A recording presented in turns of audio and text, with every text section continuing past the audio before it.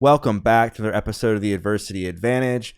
I'm your host, Doug Bopst, and today's guest is Craig Siegel, founder and creator of the rapidly growing CLS podcast and brand. What you may or may not know is that Craig has an incredible story. Craig had a successful career on Wall Street financially before finding himself miserable during the pandemic. After hitting rock bottom mentally and emotionally, Craig dove deep into running and personal development to cultivate a transformative identity shift. Craig's energy and passion for life and personal growth is infectious and entertaining, and it is the driving force behind his success today, personally and professionally. So let's get this conversation going and welcome Craig Siegel to the Adversity Advantage podcast.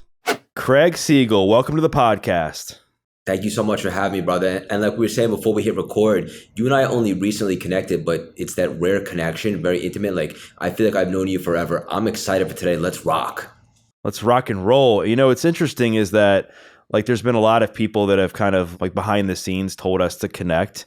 And then, like, kind of the stars kind of aligned, if you will. And when we had our conversation, like, things went so well. And I was like, man, like, our podcast interview is going to go great. And where I want to start with you is, like, people who are maybe meeting you for the first time by listening to this, or they follow you on social media. One of the first things they notice is your aurora, this energy that you put out there. You're, like, always on fire. But I know, like, that's a skill that you've had to develop. So, like, what would have been, like, who was Craig Siegel? What were you like before you had this upbeat energy? And how did you develop the skills to become a person where you're just putting out, like, all this positive energy? Yeah, so I was always trying to find myself. I didn't know exactly who I was or why I was here. Ultimately, after college, I ended up on Wall Street and I started to have a lot of success from a monetary standpoint. But as I always like to say, as you learn and grow, you start to realize that monetary success doesn't necessarily equal happiness. And so I had glimpses of this burst of energy because I was enthusiastic about what I was doing for a time. And it was really fun until it wasn't, as you can imagine, with the unpredictable Wall Street. And so I pivoted and I started my own business with working capital and so forth. And that was cool. Wasn't setting my soul on fire, but again, glimpses of all this energy. So what I knew is I started to learn that I have so much to give, so much positive enthusiasm and energy. I really need to find something that I'm aligned with so I can be in alignment and channel it all. But, like, look, it's so easy to say, speak to a mentor, read a book, but you have to experience life. And so a couple years back, I was in a dark place. I had just got out of a toxic relationship. My dad had gotten diagnosed with cancer. Just a bunch of things going on at once. I was miserable at work. And so I found marathons and running, and I was really enthusiastic and excited about that. But again, was it going to be a professional runner? I was just looking for an outlet, an arena to be a gladiator in, so to speak. And then bang, fast forward to the pandemic/lockdown. For the first time in my life, but specifically my adult life, where I just found myself grounded and took a second to reassess. Like, am I really happy? Not even close. Like, who am I? Why am I here? What do I want to do? And when I put myself in that frequency and I made myself available for the divine creative downloads to figure out what I'm doing here, all of a sudden CLS, or Cultivate Lasting Symphony, or a play on my initials, came to mind. I basically combined my passions of personal development with my gift to communicate effectively, and CLS began to take shape. And ever since that moment, Doug, when I finally got clarity on what my purpose was, I've been enthusiastic ever since. And just to be clear, it doesn't mean that there's not days that, I wake up and I'm not a 10 out of 10. But ultimately, and I know that you can attest to this too, when you really find what sets your soul on fire, it's a different type of gratitude. This isn't work to me, this conversation. I love this stuff. I'm glad to be here. I'm enthusiastic about this every single day because I have contrast. I know what it feels like to not love what you do. In addition, obviously you can bottle up and cultivate it into a skill. I love that, man. There's so much to unpack with that. And I guess to start, like what were some of the first steps you took? Like, because I think a lot of times people get lost when they're feeling like miserable, they're hopeless, like they go through a bad breakup like you went through, or they're in a job that they're miserable at or whatever, and they're like, all right, I gotta, like, start fresh. I gotta start over. Like, what were some of those first few steps you took in order to make that pivot from Wall Street to getting into the marathons? Yeah, so in the marathons, I had went for a run one day, and I was always a weightlifter, always worked out. That was a part of my identity, but never cardio. right? And one day I go for a run, and I was so humbled by the fact that I struggled to run a mile straight without like getting tired. And then I came home, and I've been an addictive personality, and I started looking up running, and I was like, wait a minute, was I really physically drained for a mile, or was I more like mentally not fit? Next day, ran 2 miles, a little bit better. And I was just fascinated. I was like, is running really that mental? Next day, signed up for a 10K. And then a little bit after that, it was the New York City Marathon, which actually cultivated in 4 marathons that very year, the first year I started running. I just became obsessed with it, and I still run to this day. I'm so grateful I found it, Doug, because for me, at a time when I was in a pretty dark place, if I'm being honest, like running was a sanctuary. Because when I'm out there, it's just me, God, the pavement, and my thoughts, and it's like a moving meditation for me. I love how it's such a metaphor for life, right? Like, if for anyone out there that's listening, for the audience, I know you have a huge audience. When you're running miles late in a race, like mile 18, 19, 20, like you get, and nobody's exempt from this, because I've interviewed some of the world's professional runners. They all agree, like you get a demonic voice in your head, right? And you have to combat that voice. You have to kind of meet it and stiff arm it, so to speak. And isn't that really life? Like whenever we have troubles or obstacles or challenges, adversity, it's a test. And if we don't react, right, if we just pause and we lean into it, or we figure things out, ultimately the most growth is on the other side of that. So I just became so fascinated from the very moment that I went for my first run. And still to this day, running will always, God willing, play a big role in my life.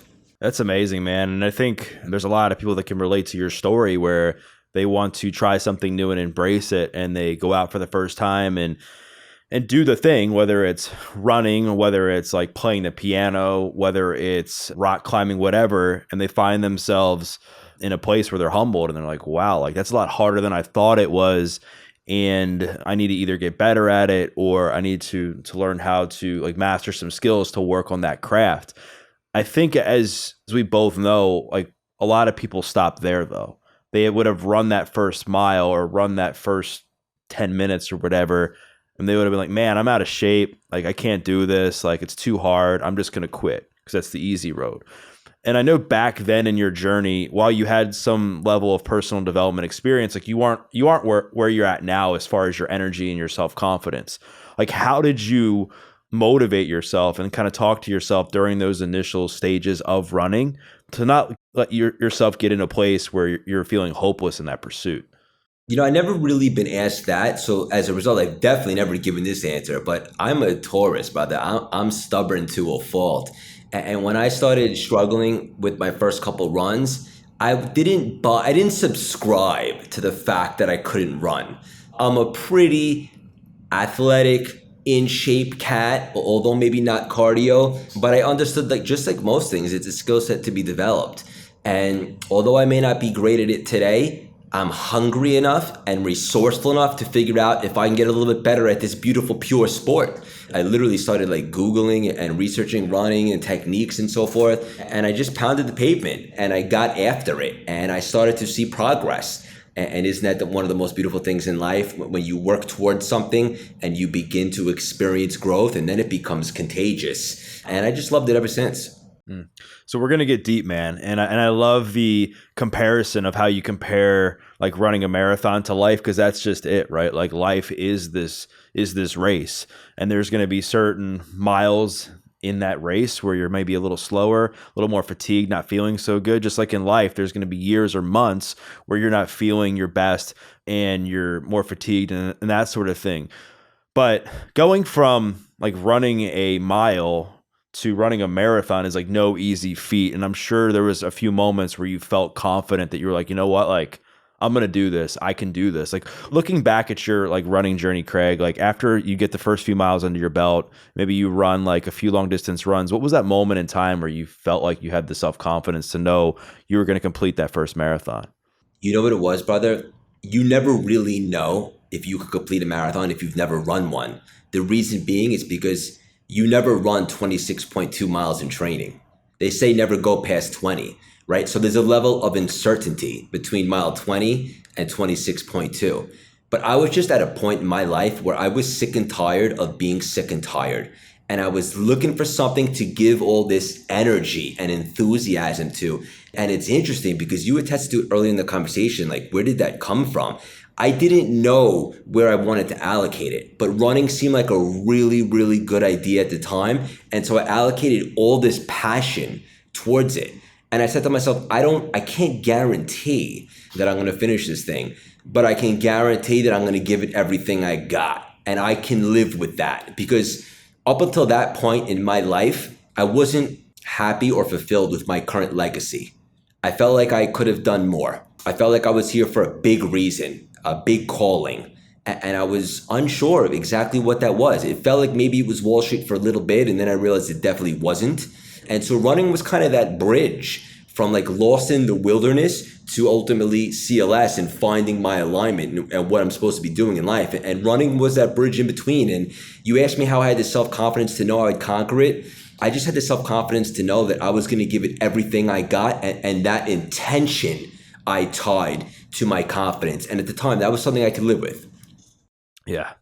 Yeah, absolutely. And I've heard that too from people who have run marathons, that like when you're training, you actually never run like a full marathon, right? It's always like kind of scaled back a little bit just so you don't burn yourself out. And there is that level of uncertainty, like you said, where there's this gap right between the 20 and the 26.2 miles, if you will, where you got to have developed that self-confidence in your ability to run and to persevere and to push through to get through that. I know not too long ago, man, you had like kind of a hiccup in your running career. And for many people, it might have completely stopped them in their tracks, and they wouldn't have persevered through that and then actually ended up running another one that year. Talk about what was going through your mind when you had that injury, where your level of self-confidence was, your self-esteem, and then how you pulled yourself out of that rut to actually run a marathon later that year.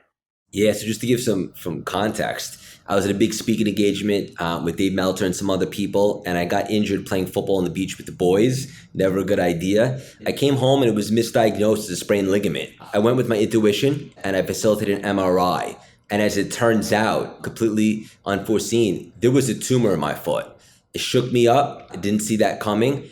But I'm at such a place now in my life that I understand from life experience and my personal development that life happens for us, not to us. It's not to say there weren't some tough days in the beginning, but ultimately I knew that this wasn't something in my control. What I can do is go to the best doctors, get the surgery, get the tumor taken out, which I did, and it came back benign, thank God.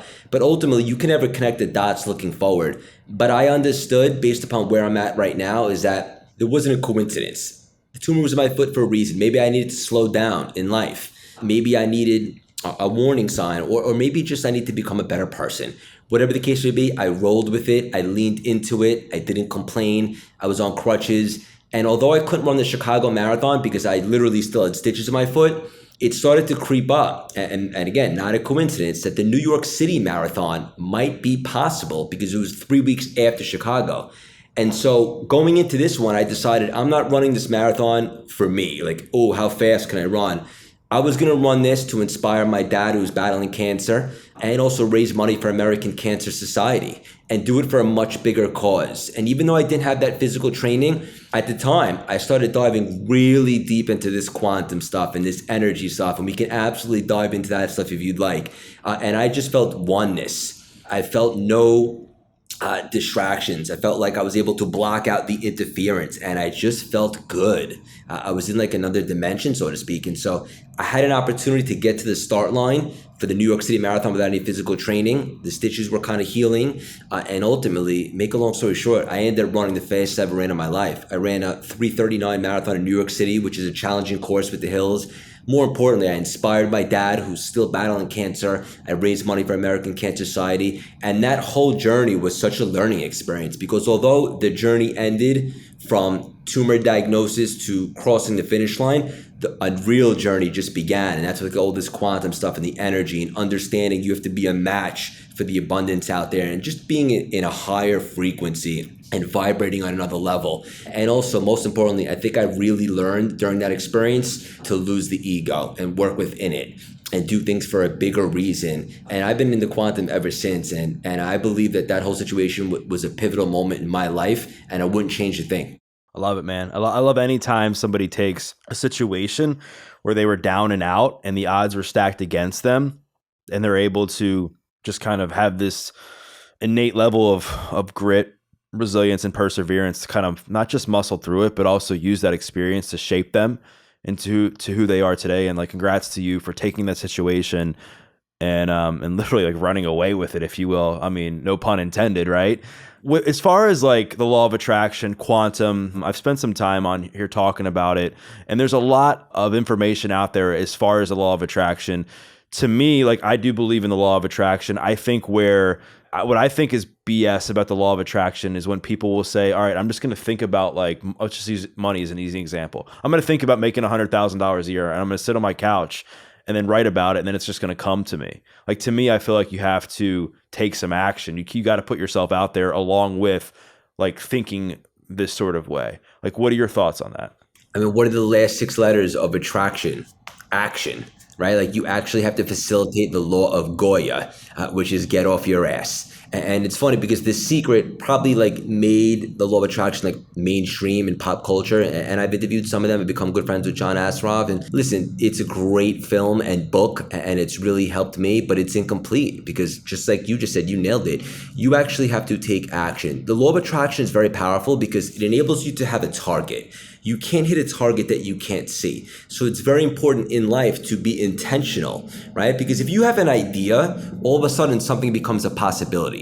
But if you actually take steps towards that idea, now it becomes a probability, right? But they go hand in hand. You have the intention and then you take action towards it. So I agree with you 100%. I'm glad that you brought that up because there is a big misconception. You can't just sit there on your mom's couch and pray for it and meditate on it. You actually have to take action. But the reason why I think it's so powerful is because it enables you to focus on a certain intention. And then if you're vibrating on a really high frequency in regards to that intention and you're losing the scarcity mindset and you're actually one with abundance, so forth, then it enables you to like shape shift and the universe will absolutely open doors and present opportunities for you. But there's a lot that goes into this stuff. But it does start with the intention, but the intention means nothing if you don't actually take action. So I'm really glad that you brought that up. I agree with you. Yeah, let's go deeper into this because I think this is something that a lot of people struggle with, right? Is they have their sights on a big goal, whether it's running a marathon, whether it's getting into a healthy relationship, whether it's just doing some deep inner work to like unlearn some unhealthy patterns, or it's to build a business. I mean, fill in the blank, but they don't understand that they need to take like the daily steps, have these daily disciplines, take these small actions that will lead up to that. And you've been a guy that you've run your fair share of marathons, you've built a business, you've sold a business and started another business, you've built a successful podcast, and you've kind of transformed yourself. And I gather that you kind of have some experience in setting your sights on something that in many cases could be hard or seem a little bit unattainable, but you've achieved it. Like, what have been like some of the keys to your success, Craig, in setting your sights on a high goal and achieving it? Yes. So the weird answer, because I'm really weird and strange and I don't sugarcoat that, is to cultivate that maniacal drive, right? Like, be obsessed. But the more tangible answer, brother, for the audience is to have non-negotiables, right? To have habits, because what I think the big separator between the juggernauts who are extremely successful and the mediocre or less than successful people is that the really successful people, they get to it on the days they don't have it, right? They get to it on the days that they're not a 10 out of 10 or they're not feeling it. They still get after that. And the way to do that is to revert back to your training, as they say, as a Navy SEAL. Or if you have non-negotiables, right? You wake up every day, let's just say you want to be one of the most sought out speakers in the world. No matter how you're feeling, 30 minutes every day, you're doing some outreach, some outbound. You're speaking to companies, seeing if they can utilize a speaker that you happen to be an expert in. Whatever, it's just an example. Or if you're training for a marathon and you want to get a certain time, you don't miss days, right? Like, you have to put in the mileage to get up there. You're eating right. You don't take a whole day off and cheat. You may have cheat meals and so forth, but at the end of the day, even when you're not feeling it, you stick to the plan. And I think I've always been very disciplined since I got to Wall Street. Before that, maybe not so much. But one of the great things I learned on Wall Street was the power of discipline.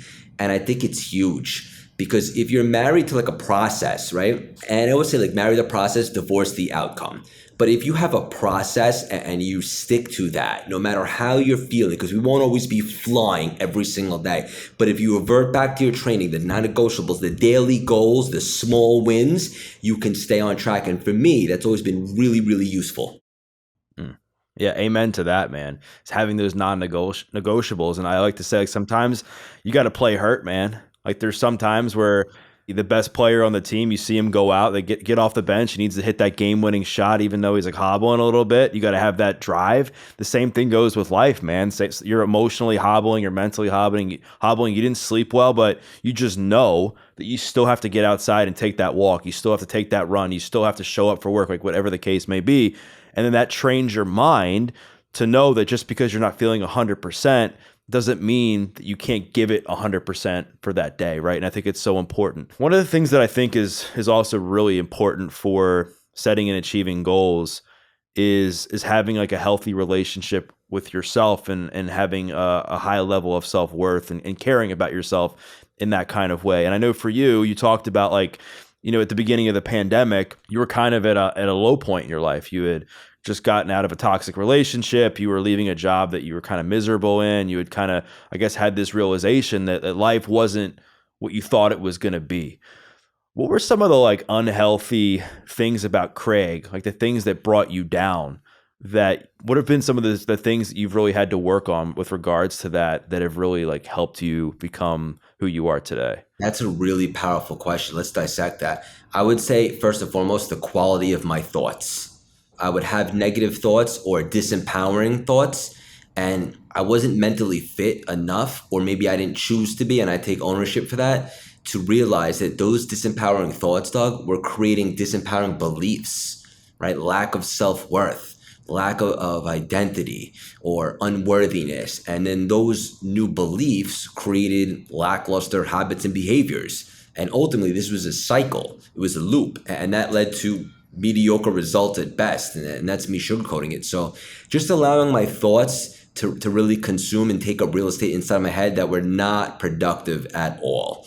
And ultimately, I wasn't making great decisions, whether it was the snooze button or having maybe too many cocktails, whatever the case may be. I just wasn't taking the best care of myself. But it all started mentally, right? Because everybody talks about being physically fit. But what I think is most important, what I challenge the audience here listening today, is to really make a priority staying mentally fit. And how do you do that? But how, right? So my suggestion is every single day, sharpen the axe. Whether that's meditation, listening to an audiobook, reading a book, listening to a podcast, listening to Doug's podcast or the CLS Experience, something to just plant positive seeds in your mind so that you can create new empowering beliefs and so forth. And I gotten away from that for a little bit. And as a result, what's the expression when like in jail, like the inmates are running the prison or something like that? But ultimately, the thoughts in my head that were taking control were very disempowering, to say the least.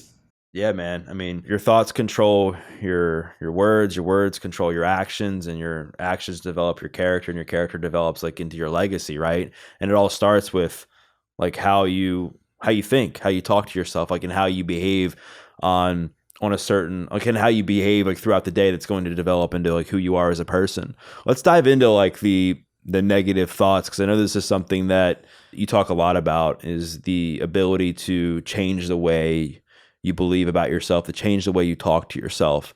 Like other than just sharpening the axe and planting certain seeds with listening to podcasts, audiobooks and stuff like that, like is there any kind of like tools you use when you're in a rut and you're like, man, like you're not going to make it, or you're going to suck during this interview, or this guest will never come on your show, or whatever the case may be? Like what are some of the tools you use to get yourself out of a negative rut with your mindset? Yeah, so just to even touch upon that further, like negative thoughts actually create cortisol, which causes inflammation in your body. So people actually become addicted to suffering, physically and mentally. It's a crazy concept. But the first key to get out of this, to answer your question, is awareness, right? To realize, wait a minute, why do I feel like shit today? Why am I down? Why am I feeling unworthy? Why do I feel like this guest will never come on my show? Why do I feel like I'm going to bomb this stage appearance? It's because your thoughts are negging you out. So as soon as you have awareness, now you have a choice. You can go back in, replace the disempowering thoughts with positive, constructive productive ones, which will create new beliefs and so forth. So that's the most important answer. Other things that you can do is I like to change my environment, whether to go outside, go for a walk on the water, move my body, maybe do some exercise, go for a run, whatever the case may be. And listen, like everybody listening, we all have those days. Some days, like no matter what we do, no matter what we tell ourselves, we go in there, we change our thoughts, like we still don't have it. Right? On those days, you just power through. You give it everything that you got. And ultimately, what usually happens with me on a day like that is I power through and I usually end up realizing like it wasn't so bad. Like I still had a great conversation with this person. I still moved the chains. I may not have gotten a touchdown, but I was still able to allocate a couple first downs.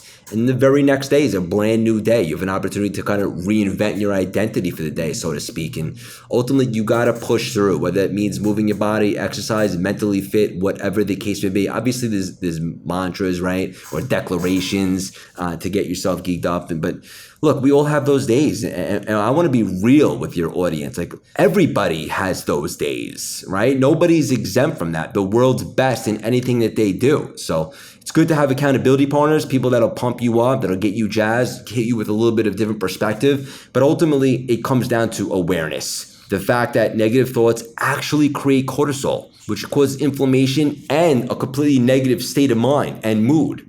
So once you realize that, you can do something about it by literally putting thoughts in your head, injecting them. I am worthy. I have prepped for this. I have started 2 businesses. I have run 5 marathons. Like I have done these things, and you build a little bit of confidence, so forth. And then ultimately you get through it and you don't die. Now going forward on days that you're not feeling it, you realize I've been here before and I still got through it, and you lean into it. But let's make no mistake about it. Nobody's exempt from these days. You just power through. Just want to keep it real with the audience.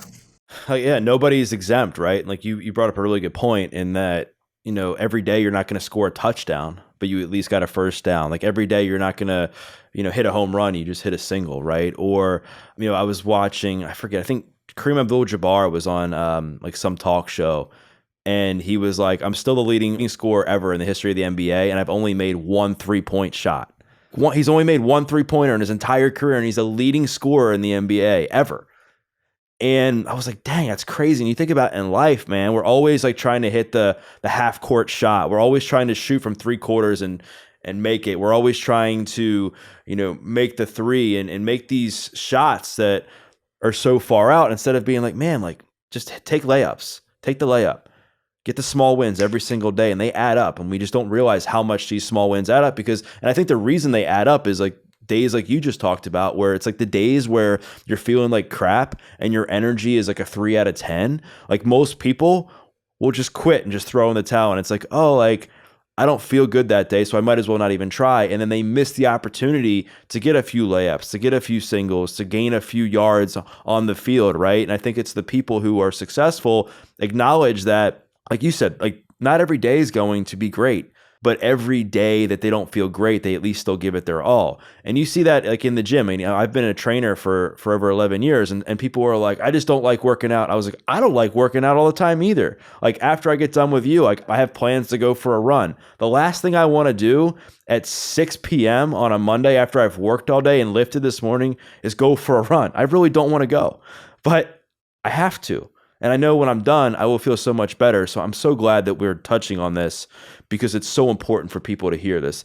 Another thing that I think you've done a phenomenal job of, and people will tell this if they go and check you out on Instagram, is you have a special ability to cultivate relationships online and with new friends. And I know that's been a big driver in your success from making the transition from Wall Street to what you're doing now. What have been like some of the key things that you've done, you think, that have allowed you to not only change your friends, but hang out with people that are really bringing the best out in you? Yeah, that's a great question. And this is important for everybody, right? Because in order for you to really grow and upgrade your identity, you have to be around people that are doing the same, if not further ahead. And so ultimately, when I started to understand the power of social media is when I built CLS. And I reached out to people and I wanted to form a new circle, right? And it's nothing against my friends from the past. I've just spread my wings and going in a different direction, if you will. And ultimately, when you're looking to collaborate and make new friends, so to speak, you got to be able to provide value, right? Just because you want to hang around at my lad or any of these drugs out there, like, what do you bring to the table, right? So you have to make sure that you have something to offer as well. And like, for example, for me, when I was reaching out to a lot of these big celebrities to be on the podcast, one thing that I can bring to the table, whether you like me or not, you couldn't deny, is I have a really, really hardcore, loyal, engaged community. So when somebody shares their story or their content or comes into the community, they're going to get a ton new followers, listeners, encouragers. People are going to be on board. And that's something that I can provide.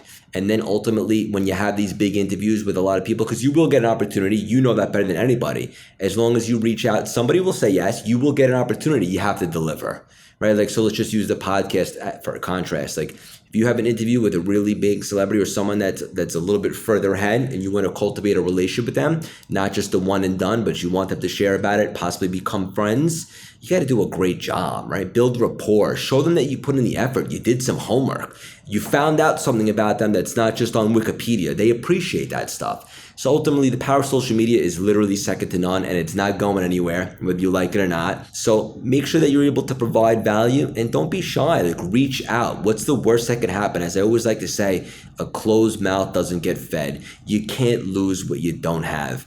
Ultimately, keep trying, keep being authentic, keep working on yourself, putting yourself in the rooms, in the events, in the arena, and good things will happen. And you'll begin to attract people to the highest version of you that already exists as you continue to work on yourself every single day. So stick with it.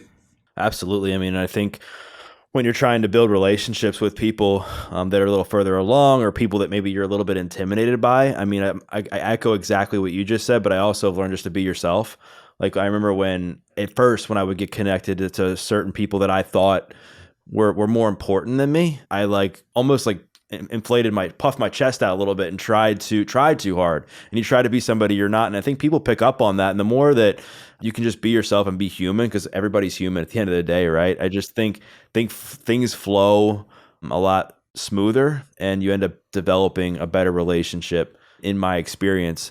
I want to talk about your relationship with like external validation, because it seems like to me, like in the finance world, that you were doing so well monetarily, and that filled you up for a period of time until it stopped, right? Until you realize, like, man, I'm not happy, I'm miserable with what I'm doing, and the money just isn't doing what I thought it would do for me. With everything you're doing now, where you've got a social media platform, you've got a podcast, you're in the public eye a fair amount, so to speak, and you're getting a lot of validation from the outside. Like, how do you manage that now? Like, how do you make sure that you're fulfilling yourself from the inside out and not from the outside in? Great question, buddy. So for me, back in the day, when I was unevolved or immature, I would seek validation from somebody saying nice watch, nice car, right? Nice apartment in New York City, stuff like that externally. As you go through the journey that is life, right? And you're on your path and you go through some stuff, you start to realize that stuff means nothing, right? The opinions of others isn't our business, as I like to say. So as I completely reinvented my identity in this world and who I am, wasn't so much as like, what did I need to do, but what did I need to become, right? To be open, to be a match for the abundance, for great things to happen to me, for me, and so forth. Ultimately, now, the way that I seek validation is when somebody listens to this podcast episode, hits me up and said, hey, I heard you on Doug's show and you said a nugget that really resonated with me, and I took action immediately. That is how I seek validation these days. When I realize that I'm actually contributing to somebody's life in some capacity. So if I'm at a speaking engagement, whether I'm speaking to 5,000 people, or I have one tonight that's a little more intimate, it's a mastermind, it's like 100 people, whatever the case may be. If I can say one thing, one nugget, one gem, and someone grabs something from that and betters themselves and then tells me about it, that is the ultimate validation for me today, to know that I made an impact and that I contributed. So it's really become a 180 from external, like you mentioned, to what it is now, knowing that you contributed to somebody's life. Yeah, I mean, I think there's so much there, because I think what happens is we try to do it backwards, right? We think that the money, the likes, the notoriety, like all that stuff is going to make us happy, because that's kind of what we see online, right? Or that's what we like see when we grow up in many cases, that we attribute like not having money to being unhappy, right? Or we think that because people are going on these nice vacations and have these nice cars that they're happy all the time. And then reality is like neither are true. Like there's people that don't make a lot of money that are some of the happiest people in the world. And there's people that make a lot of money that are some of the most miserable people in the world, right? And there's so much nuance to everything in life. One of the things that's been like a theme of our conversation, I think, is how you've taken like this newfound passion in helping others like cultivate like lasting symphony in their life, this experience within themselves to become the best version of themselves, and use that for them to help, not only help themselves, but for them to make a difference in the world. And I think there's a lot of people that listen to this that maybe they've wanted to start a passion project or a side hustle, or whatever the case may be. But like, it can't just be, you can't just say I'm passionate about this and all of a sudden like it's gonna start raining money and success, right? Like I think there has to be some level of skill and talent that you have to work at. Like what advice do you have for somebody that's passionate about something that they think that they can turn into a business so that it's successful? Well, first and foremost, I would say this. You can absolutely 100% combine and cultivate a hybrid of making an impact and making a lucrative living. I'm living proof of it. So if that's what you want to do, it can be done. But there's a price to pay, right? Everybody wants to do to have what I have right now. A lot of people come up to me like, I want to be where you're at. I'm just trying to catch up to you. And in my head, I'm always like, but do you want to do what I did? And what I did was, for the first year of the pandemic, brother, I don't call it work because I love it. And if I had $1 billion in the bank, I'd still be doing it. But I worked 20-hour days for a year straight. Like I lived and breathed CLS. I wanted to build the brand, cultivate a larger reach, work on my delivery, build the podcast. I did all the things. And so if you have that type of drive, if you negotiate the price in advance, because make no mistake about it, anything worth doing in life comes with a price, right? And I don't necessarily call it sacrificing. I like to address it as investing, because you're investing in your future and the value that you're going to provide.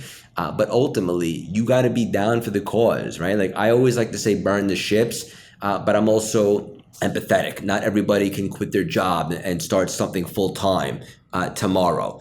Ultimately, for me, that's what I need. I need to get rid of the safety net, so to speak. So if you want to do something impactful, if you want to touch people's lives, figure out what you're an expert in, right? And what I mean by that is, even if somebody didn't like you, what could they not deny that you're an expert in? For me, it's reinvention.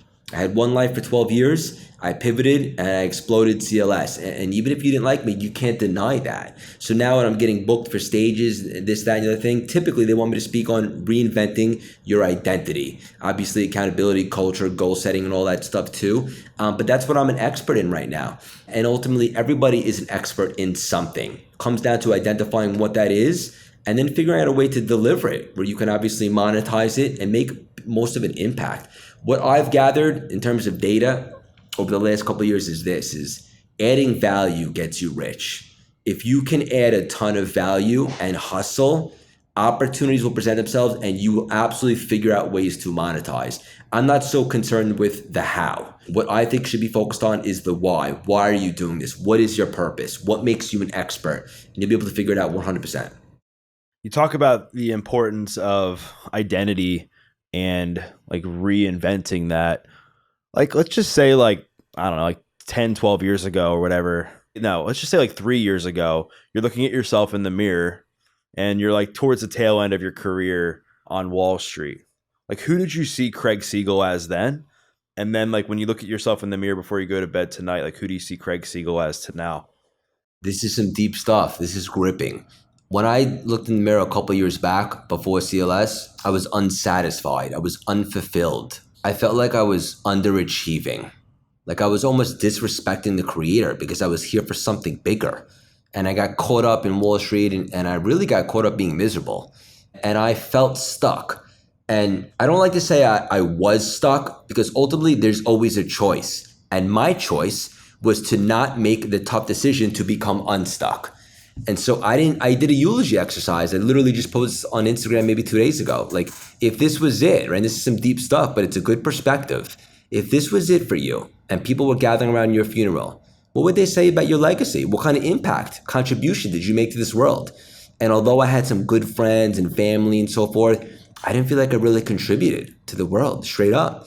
And so that was part of my inspiration, like with CLS. Like, I don't, maybe you haven't noticed, but I'm sure you have. And I don't really talk about this often because I kind of just articulated it, but like, I speak with a little bit of pain, right? Like, it's a lot of passion, it's enthusiasm, but I was miserable for quite some time.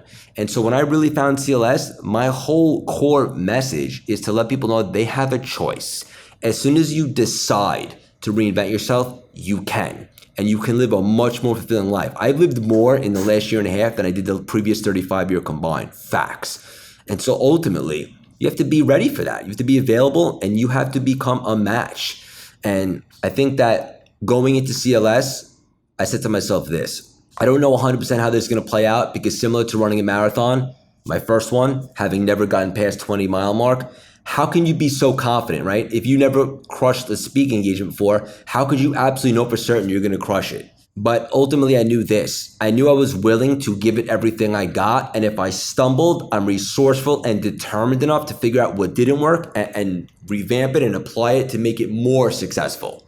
So that was something that I can live with. So you ask me now, coming full circle, when I look in the mirror today, what do I see? I can honestly say this: although I believe we barely scratched the surface and we have so much more to do in terms of impact, I have so much more to become, I can honestly say, without a shadow of a doubt, that I'm proud of where I'm at, what we've been able to do, the impact we've been able to make. And if God forbid this was it for me, I can live with that, because the last 2 years I went balls to the walls and gave this thing everything I got. And when I say this thing, was to add value and to support the world. And that's something I can live with. And that means everything. And it's pretty deep stuff, because I think most people, sadly, are probably in a position that I was in a couple years back, where they may not want to admit it, but they know that they're here for more. And the whole message of CLS is to let them know that it's available as soon as they're willing. Right. There's so many people that when they get caught up in like a rut like you were in like a few years ago, like they hit the pause button and they take that pencil where they were writing their story in this book, and they have that bad chapter and they're like, you know what? I'm just going to throw this pencil down the sewer drain and that's it. Like, I'll just go through life like, you know, my identity is going to get stuck in chapter 6 of my life, right? Instead of like digging that hand down the sewer drain and being like, you know what? Like, I knew I threw that pen down. I knew I gave up on myself for a second, but I'm going to rewrite this thing. And I don't know how it's going to end, but I know that I'm going to give it all that I have. And it seems like you did that. And you not only did that, like you figured out a way that worked for you to reinvent yourself, which I think is awesome, man, because I think there's people that are listening to this that they're in that moment, or they've been in that moment, or they're going to be in that moment where they feel like their identity has been checked, or they're like, man, like making all this money wasn't as sweet as I thought it was, or being in this relationship like wasn't going to give me the fulfillment I thought it was, or whatever the case may be, that they're like, man, like I got to figure out what drives me now. I got to figure out what fulfills me. Real quickly, I want to acknowledge you for that too, Doug, because you completely reinvented your identity as well years back, brother. Yeah, man. I mean, thank you. And I think the reason I'm so passionate about this subject is because I think when you're in the thick of adversity, if you were to say, like for me, for instance, when I was in jail, if somebody were to say, hey, you're going to become a personal trainer in like the next few years and you're going to write books and do all this, I would have been like, bullshit. Like, are you kidding me? Like, there's no way. And the reason I say that is because you'd be surprised at how much can change in a few years. You'd be surprised at how much can change in a few months. But I think what's required is just having this level of self-awareness and knowing that once you develop that self-awareness, like it's about just making like small changes and being consistent with those small changes, and you start to develop the next version of yourself, right? You got to be committed. And that's kind of what we've both done. What's something though, like recently, like in the last 3 months, 4 months, that you've found yourself in a place where you're like, man, I need to work on this. I need to get better at this. I need to improve something, whether it's your relationship that you're in now, whether it's your podcast, whether it's something personally. Like, what's something that Craig Siegel is working on right now? So I had this type of personality that I thought I could do everything, or maybe I just thought I could do everything better than anybody else. And as you continue to grow and evolve, and hopefully if you're a business owner, scale, you realize that you can't, right? And you have to delegate. And that has been challenging me for quite some time. But now we are hiring, we are scaling, and I am hiring people to do things that I used to do. And two things have happened. Number one, realistically, the people that I hired can do these tasks much better than I ever could.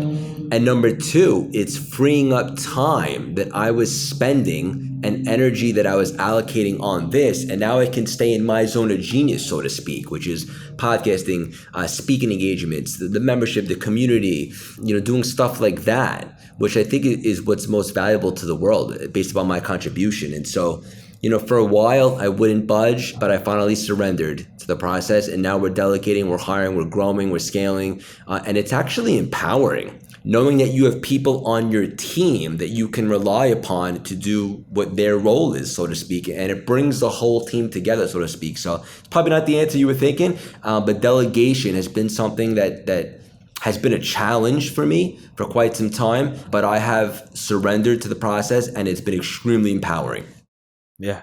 I mean, delegation is so important when you're building a business, right? Because it's like you can't do everything. And I think it reaches a point where if the income is good and the revenue is great and you figured out like a model that works, that you're like, man, I need to figure out like what my zone of genius is and what I do well and stick to that. I mean, it's like, I think the old saying is like, do what you do best and hire the rest. Right. And I think you got to get to that point in your business before you do that. Like, it's not like you can just say on day 3, like, oh, I'm just going to do what I do best. Like, I love speaking, I love podcasting, and then I'm just going to start hiring out. And then you put yourself in the negative, right? Revenue wise, like you got to get to a point, I think like you did, where you're like have consistent revenue, a consistent good business model, and you're at a place where you feel successful with that. I agree on both accounts. You definitely have to earn it. And number two, that quote that you just said was awesome. Can you please run that back?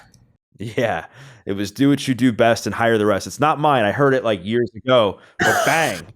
That's awesome. Yeah, and so I guess as we kind of bring our conversation to a close, one of the things I want to go into now is like what drives you. It seems that whether it's you, whether it's myself, like a lot of us, pain is a big driver for us. Like we almost don't want to operate from that same level of pain that we were in at one point in our lives. And that's what keeps us motivated to grow as a person and get better and do what we're doing now. For you, I know the painful moment that has driven you for quite a bit of time has been those last days of Wall Street and during the pandemic where you were really miserable personally and professionally.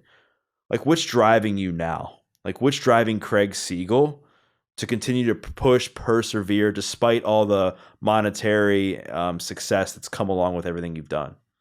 I know that I barely even scratched the surface of my capacity. And as I begin to really understand this quantum stuff and abundance, right? It's like most people think that we're meant to be scarcity, right? And we're meant to be limited. And I believe the opposite. I believe that the true purpose of life is to find out who we are. And who we are is infinite, trying to be a human being. Also, we are a soul and a spirit having a human experience. I really believe that we're all tapped into this oneness, whether that's God or this big energy field, whatever the case may be, that we can literally shapeshift and create anything and manifest anything. And every day I'm working on becoming better, more skilled at blocking out the interference, from letting go of the division that is, whether you want to say evil or the ego or scarcity, blocking it out and really just staying in alignment with what's possible. And I believe that we are all limitless. And this is new ground to me because I had always been skeptical of this stuff because it was beyond my senses. But I'm really excited about it right now. And I want to see what we can do with this beautiful thing that is life. Whether that's making much more of an impact, speaking, becoming the most sought after speaker in the world, blowing up the podcast even more. I know we just have a show that just got greenlit for Apple TV with Meltzer and I. Marathons. I'm in a relationship with a girl right now who just moved in, who, it's no secret, I'm all set. I love her. I'm so glad I never settled. There's just so many blessings going on right now. And for a while, it wasn't like that for me. So I'm just really excited about everything. To really live, not just exist, but like really live and experience life. And one of the ways I know to do that is to be really present, right? Like this conversation right here, for example, like I'm not worried about what happened an hour ago. I sure as hell don't care what's gonna happen in 20 minutes. I'm just super present and intimate with you right now. And I think being present is a portal for expansion. and puts you in a frequency where you can really cultivate and expand into anything that you want. And I know it's not the sexiest answer because it's not like a one word thing, but I'm just really excited about finding out more about what we are capable of in this world. And as you and I have both proven over the last couple of years, like the way we've both been able to build our personal brands, like there's nothing that we can't do if we're in alignment and we're in that frequency. So I'm really excited about everything that we're doing right now.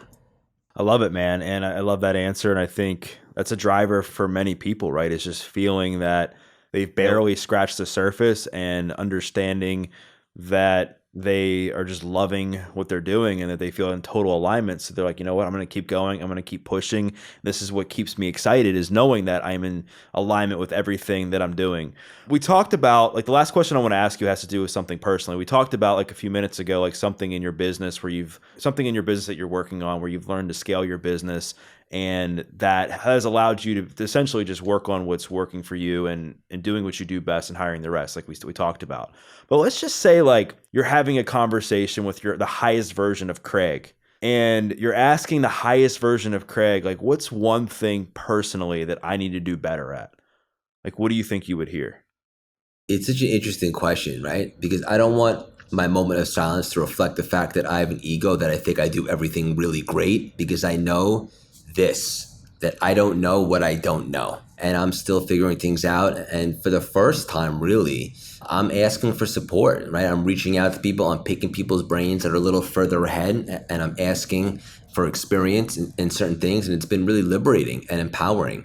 I think the highest version of Craig would say to me is to continue to explore, right? And find out what I don't know and how I can become knowledgeable or better at certain things in all areas of life, right? Like even in a relationship, like maybe I need to be a little bit more patient, or actually patience is something I definitely need to work on in all areas of life, if I'm being honest. And ultimately, I'm doing a lot of things right now. And I say that humbly because a couple years ago I wasn't. And I'm in a really good place right now. But ultimately continue to lean into and embrace that I don't know what I don't know, and pick people's brains and seek out mentorship and circle of friends that are doing really big, epic, and exciting things, and surrender and ask for support and so forth. And as I continue to do that, it's really tremendous for not only my growth, but it's also very empowering to say, look, I've never been here before. I don't know what mile 25 feels like on my first marathon. So I need to continue to lean into realizing that I don't know everything, and just continue to ask for support and surround myself with the right cats. You ready for another one-liner? This is something else I heard back in the day, is like, the minute you think you know everything, you know nothing. I heard that years ago, and I think that's incredible. That's like something that you're working on. I mean, because you seem like you're just a sponge for information, Craig, and that you just want to continue to learn and grow and evolve. And I think you're going to continue to flourish and have success because of your commitment to understanding that. And then patience, yeah, it's something we all struggle with. I mean, that was something that honestly earlier today, I'm like, I'm working on something and trying to get something lined up. And I'm like, all right, Doug, just be patient, be patient, be patient. And it's hard, right? Because sometimes when you're not persistent enough, you miss out because people are like, why didn't you just follow up? Like, I was just busy. Or you're too persistent and you end up blowing somebody's phone up like all day, every day for like weeks. And they're like, dude, like, I got this. Like, you'll be good. Like, back off. Like, I'll let you know, and it's just this dance that it's an art. And we're always learning that art. Navigating it. Look at our relationship, right? It's like, I have a feeling that like me and you, maybe 3 years ago, this dynamic would be completely different. But we hit it off, and we were kind of bouncing ideas off each other, saying, hey, how'd you do that? Or how'd you have success there? And we both been just leaning into it and giving each other tidbits and nuggets and any type of inspiration that we can. And how much better has that been, right? So that's something that's kind of new to me. And it really makes for just a more special and intimate dynamic, even with friends. Yeah, I love it, Craig. And I think so many people are going to get a lot of value out of our conversation and your energy. I think you have this uniqueness about you. It's kind of light up a room and just be honest and be real and communicate effectively. So if people want to follow along, whether it's your podcast, whether it's what you put out on social media, and they want to connect with you, where's the best place for them to do that? Podcast is everywhere you listen to podcasts. The CLS Experience on Instagram at Craig Siegel _CLS, Twitter. Now we're on TikTok, and the website cultivate-lasting-symphony.com. You can sign up for our membership, which is a monthly subscription. It's a community, the masterminds, the coaching, the speaking, hire us to speak, all the things. Bottom line, come say hello. Don't be shy. I love to interact with the audience. Well, I will make sure to include the links to all that stuff in the show notes. And for those listening, what I invite you to do is to share a takeaway. Maybe it was something that Craig said about how he transformed himself, like from being somebody who was miserable on Wall Street to doing what he's doing now. Maybe it was something that he said about how fitness and running played a role in his journey, which we all know we talk a lot about on this podcast. And specifically, like if it really resonated with you when he had that injury, where a lot of times we have these injuries in life that set us back. And in many cases, they could set us back for a lot longer than they need to because of our response to that. And I think what Craig did in response to his injury was quite inspirational. So if that hit home, make sure to share that takeaway, tag Craig and tag myself, because we'd love to hear your feedback. And we once again thank you for listening to this episode of The Adversity Advantage. I'm your host, Doug Bopst, and we'll see you next time.